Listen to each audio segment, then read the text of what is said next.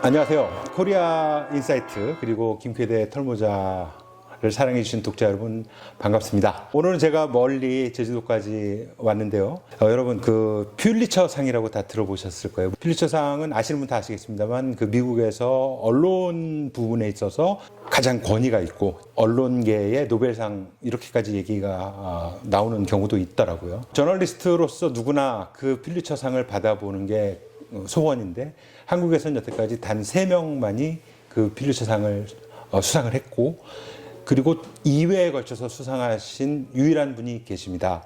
바로 포토 저널리스트 강형원 기자님을 오늘 인터뷰의 주인공으로 오셨습니다.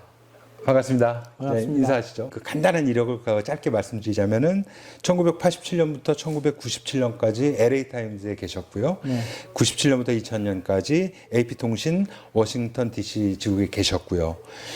그리고 2000년에서 2001년에는 놀랍게도 백악관 사진부에 입성을 하셨고, 그리고 2001년부터 재작년이 됐네요. 2019년까지 오랜 시간 동안 로이터 통신의 선임 사진 기자 및 편집자로 평생을 오랜 시간을 언론 저널리스트로 활동을 하셨고, 은퇴를 그럼 작년에 일단은 하신 거죠. 예. 하셨고, 그리고 2019년 7월, 2020년이죠. 작년 20년 7월로 제가 기억을 하는데 한국일보와 더불어서 지금 비주얼 히스토리 앤 컬처 오브 코리아 프로젝트를 또 이제 진행을 하고 계시고, 아마 그 관련해서 영역이 지금 제주도에 오신 것과도 이렇게 맞물리지 않을까. 네, 맞습니다. 어쩐 일로 여기 제주도에 오시게 됐나요?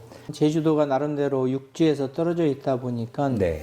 이 우리 민족의 특성, 다른 민족에는 없는 그런 문화적인 엘리멘트들이 이 제주도에 있어서 그것을 제가 이제 2021년도 이 시대에 존재하는 것을 기록하고자 왔습니다. 네. 예. 오늘 3가지 주제를 가지고 기자님하고 얘기를 나눌 건데, 먼저 뭐니 해도 대외적으로 2번의 퓰리처상을 수상하신 기자님으로 알려져 있기 때문에 사진 기자로서 이런 사람들이 좀 해야 되는 분야인 것 같다. 그걸 좀 후학들을 위해서 좀 간단하게 얘기를 해주시죠. 예. 먼저 포토 저널리즘을 말씀드리자면은 시각적인 스토리텔링입니다.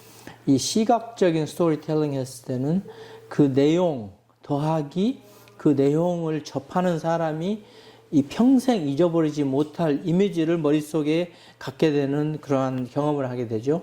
그래서 그 비주얼 임팩트를 그 인포메이션하고 같이 전달하다 보니까 스토리텔링에서 글로만 사운드로 하는 것보다는 인간들이 우리 눈으로 보는 게 1차적인 언어거든요. 이 벽화를 그렇죠. 시각이 제일 먼저 우선하죠. 네. 그러다 보니까 이 사진이 지금 이제 현 인터넷 시대에서는 그 전 세계 모든 인종이나 언어나 문화를 초월해서 전달할 수 있는 이 언어가 됐거든요.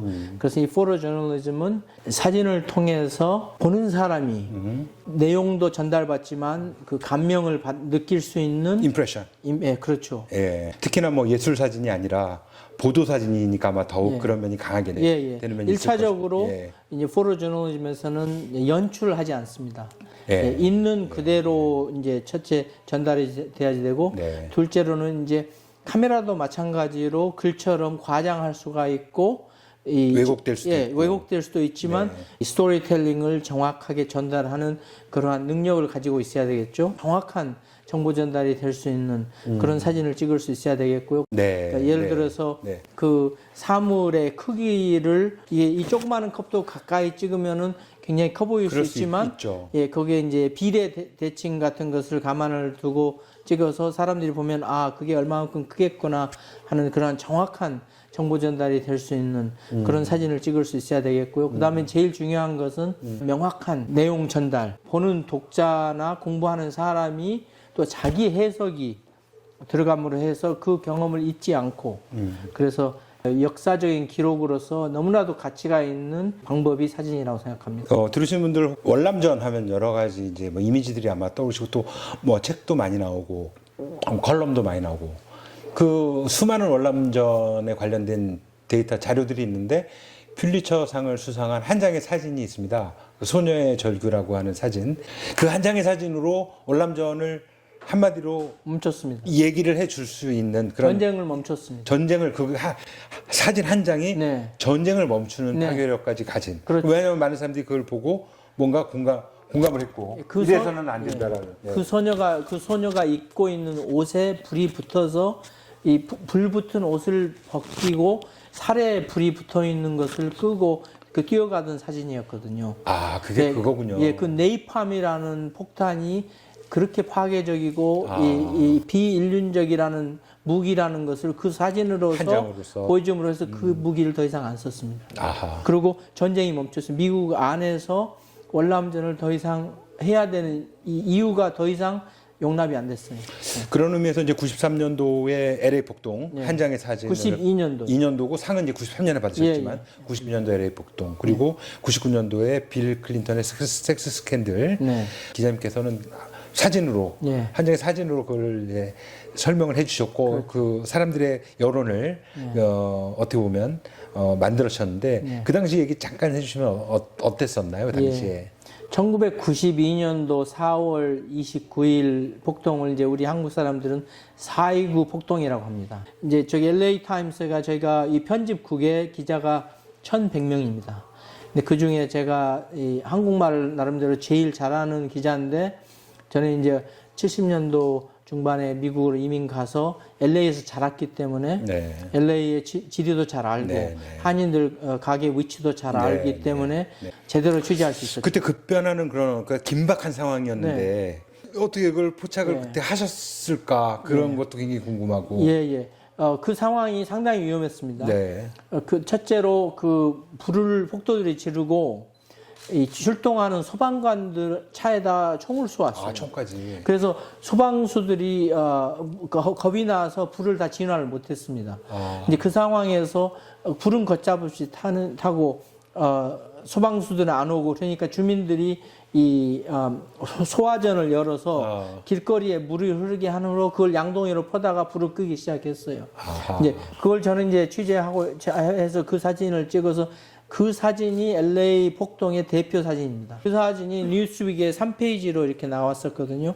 그래서 전 세계적으로 나갔는데 그런 LA 폭동을 대표하는 사진을 찍었다고 해서 저한테 인정을 해줬죠. 네, 스팟뉴스 부분이었었죠 당시에. 그렇죠. 예. 네.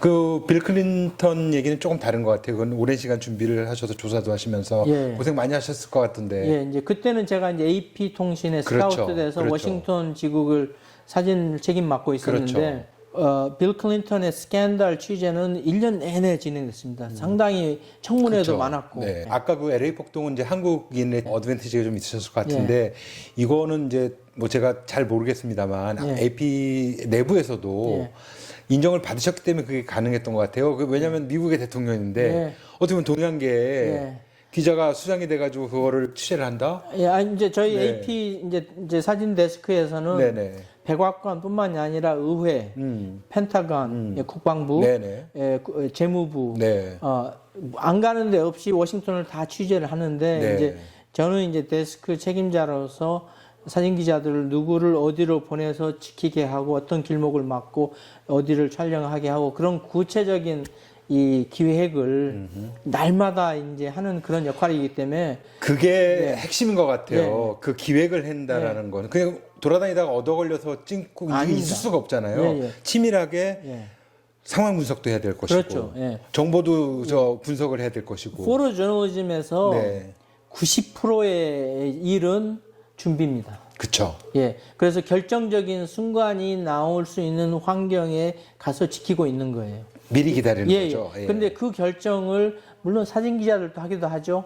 그렇지만 이제 데스크에서 저희가 이제 누가 어디에 가서 길목을 지키고 있어야 된다는 것을 그런 청사진이 없이는 구체적인 취재 기획을 못 합니다. 사진 기자가 된다는 건 저널리스트가 된다라는 거는 어떻게 보면 어떤 그 뭐 사진 기술 이런 부분들이 아니라 그 판단하고 분석하고 예측하고 뭐 이런 것들이 훨씬 더 중요할 것 같다는 생각이 드는데 맞습니까? 그렇죠. 그러니까 사진 기자의 핵심은 어떠한 상황에 가서든지 예측을 해야 된다고요. 그래서 이미 지나간 일은 사진 못 찍어요. 그렇죠. 그렇지만 앞으로 뭐가 일어날 거라를 anticipate 해야 돼요. 근데 그러니까 그 상황에서 누가 핵심적으로 뉴스 밸류가 높고 그날 어떤 탑 뉴스하고 관련된 어떠한 일들이 일어날 걸 예측해서 예측을 그걸 하고. 길목을 지키고 있다가 네. 그 상황이 일어났을 때 놓치지 않는 역할을 해야 돼요. 그렇죠. 예.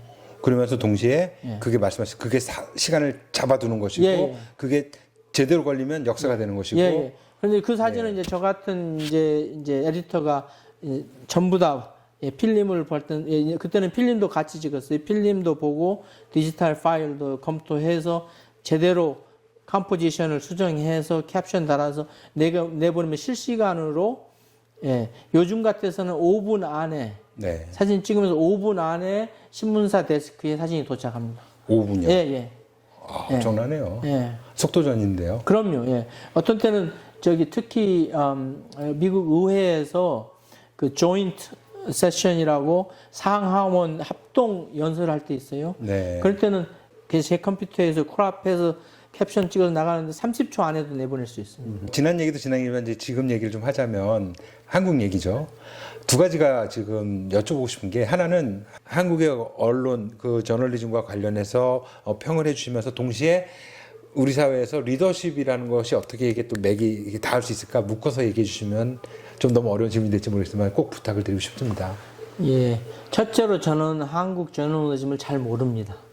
예, 그렇지만 1987년도 민주화 운동할 때부터 한국을 나름대로 관찰해온 바에 의하면은 주류 언론사들이 서로 차별화가 잘 안 되는 것 같아요. 그러니까 신문사들끼리 그 내용이 별 차이가 없단 말이에요. 다른 언론사에서 보도하는 것을 하고 비슷한 것을 보도할 때는 그 특색이 없거든요. 그래서 그 오리지널 리포팅, 그러니까 자기 신문사만 하는 리포팅을 그것을 갖다가 일면에 항상 내놓는 그러한 그 노력이 잘 안 보이는 게 좀 안타깝습니다. 네, 네. 너무나 한 기사 읽으면 다른 신문사 기사 너무 비슷해요. 또 지금 보시는 저희 독자분들 너무 잘하는 얘기거든요. 예. 그래서 특색이 없다는 거. 너무 첫째로. 공감이 됩니다. 둘째로는 그 민주주의가 완성되려면 국가 운영하는 모든 사람들을 소위 체크하는 역할을 하는 이 저널리즘이 객관성을 유지해야지만이 민주주의가 완성됩니다. 민주주의가 완성된다는 것은 그 인간들의 부족함이 민주주의에는 다 함축성 있게 이 정부나 기관에 다 들어있기 때문에 그 인간들의 부족함을 지적해주는 이 하나의 거울로서 객관적으로 보여주는 그 역할이 언론의 역할인데, 근데 제가 볼 때는 어떤 때는 주장들을 많이 쓰더라고요. 근데 누구나 주장을 할 수 있는 거거든요. 이번에 미국 대통령 선거에서 낙선하고도 부정선거 있다고 주장했지 않습니까? 그렇죠. 100% 법원에서 쓸 수 없는 말입니다. 왜냐하면 사실적인 아닌 내용이기 때문에. 팩트 체크가 안 된 거죠. 네. 그래서 그 한국신문에서 누가 주장을 했을 때는 그 주장을 다른 소스가 백업을 해줘서 그걸 사실로 성립시키는 그러한 과정이 좀 부족한 내용들이 너무 성급하게 언론에서 보도가 되지 않는가, 그런 게 좀 보이고요. 네. 그 다음에 그 객관성을 유지하기보다는 나름대로의 이념적인 포지션을 이 신문에서 사설란 말고 기사에서 반영됐을 때 굉장히 위험한 수준입니다. 이것은. 왜냐하면 독자들한테 객관성을 보여주는 게 아니라 한쪽 편을 들으라는 그런 내용을 보도하고 있기 때문에 사설란에서는 얼마든지 오피니언 페이지에서는 그런 내용들이 나갈 수 있지만 최소한 오피니언 페이지 안에 다른 모든 지면에서는 독자들이 또 읽고서 이게 뭐야 하는 말이 안 나올 정도로 이 객관성을 유지하는, 왜냐하면 독자들이 상당히 유식하거든요.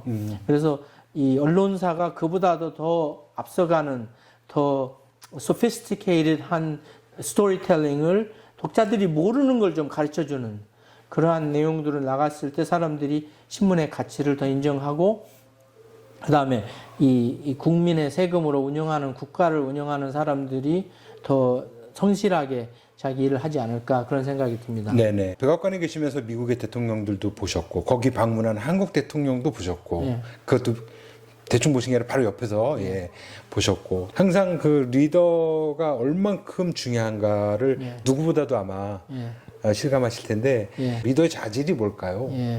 리더의 지금 21세기의 리더십은 콜라보레이션을 조성해가지고 많은 사람들이 이 서슴없이 자기의 생각을 내놓을 수 있는 환경을 만들어서 이 많은 사람들이 본인들이 이 대화를 통해서 본인의 결론을 내리는 과정을 유지시키는 그런 매니저들이 바로 리더십에서 가장 중요하다고 생각합니다. 콜라보레이션을 하기 위해서는 어느 한쪽에 편향돼서는 안 되니까 그러면서 중재하고 조정하고 그 막혀있는 부분들이 원활하게 풀릴 수 있게끔 이끌어주고 이런 능력 같은 게 좀 필요하겠군요. 그러니까 저희가 이제 기자들하고 일을 하다 보면은 기자들은 상당히 개성이 강한 사람들. 그럴 것 같아요. 남으면 안 될 것 같고. 개성이 강한 사람들이 각각 자기 생각들이 있지 않겠습니까? 그러면 이제 데스크 입장에서는 목표가 뚜렷합니다. 타 언론사보다 더 명확한 내용으로 우리가 보도를 하는 목표가 뚜렷한데 이제 그 목적 의식을 개개인이 느끼게끔 해줘야 됩니다. 그러려면은 제가 아주 구체적인 방법을 지시를 했을 때는 그 사람은 그 구체적인 방법을 따르기만 해요. 그렇지만 본인의 창의력이 덜 포함됩니다. 그렇겠죠. 그렇겠죠. 그렇기 때문에 이제 어떤 상황에서든지 목적에 대해서 서로 대화를 하고 우리가 가는 목적이 이거라는 동의를 하고 자네 생각은 어떤가라는 말을 물어봤을 때 이제 그 기자의 그 주관적인 이 방법이 나오거든요. 그러면 이제 그때 거기에서 부족한 점을 제가 이제 대화로서 채워주고 다른 인원을 집어넣어주고 해서 그 콜라보레이션을 해서 그 사람이 하고 싶은 의욕을 발휘할 수 있도록 하는 게 리더의 역할이라고 생각합니다. 지금 쭉 말씀하셔서 직원을 계속 언급하셨는데 이 직원이 미국인 직원인가요? 한국인 직원인가요? 한국인 직원은 없습니다. 없죠. 그러니까 놀랍죠.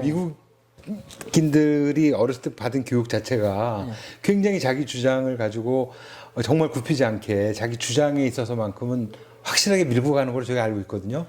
그런데 그게 한두 명이 아니라 어떤 조직의 수많은 사람들이 다른 그 이야기들을 할 때 그걸 콜라보레이션하고 그거를 코디네이션하고 그거를 뭔가 하신다는 게 정말 놀라운 것 같아요. 그러니까 10사람이 있으면 10가지 능력이 있거든요. 그렇죠. 10가지 또 주장이 있을 것이고. 근데 각각 자기가 잘하는 일을 하라고 하면은 최상의 결과가 나옵니다.